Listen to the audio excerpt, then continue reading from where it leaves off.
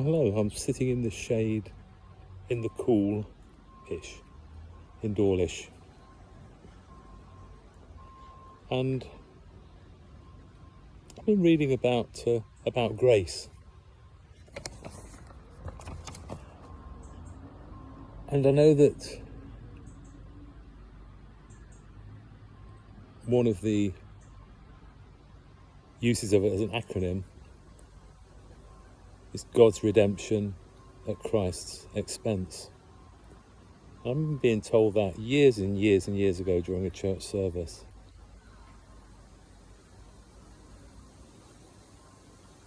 In Methodism, talk about three kinds of grace that we experience in our life with God: prevenient grace, justifying grace, and sanctifying grace. You might think, what the heck are they? Well, sanctifying grace is the ongoing work of the Holy Spirit that changes us so that our lives are increasingly conformed to the mind of Christ. John Wesley called this lifelong process sanctification, or becoming perfected in love. Think about that, being perfected in love. Sanctifying grace draws us towards Christian perfection. And Wesley described that as a heart habitually filled with the love of God and neighbour. Don't forget, and neighbour. And as having the mind of Christ and walking as he walked. So drawing on our Master's life and instructions to us.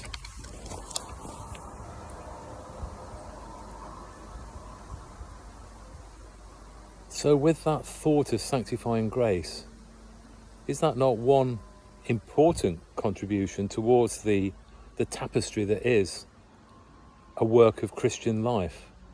One block of strands that make up towards the whole of Christian life. In Matthew 5:48, we read, as Wesley would have read it, "Be ye therefore perfect as your Father which is in heaven is perfect."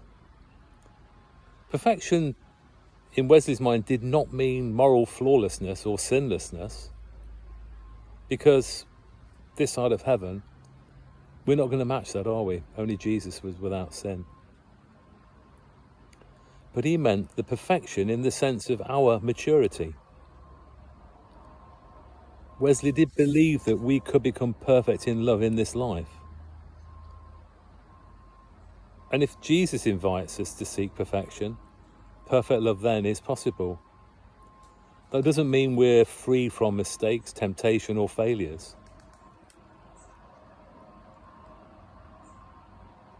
But for us, and for Wesley, growing as a Christian is all about being filled with love, which happens by the grace of God.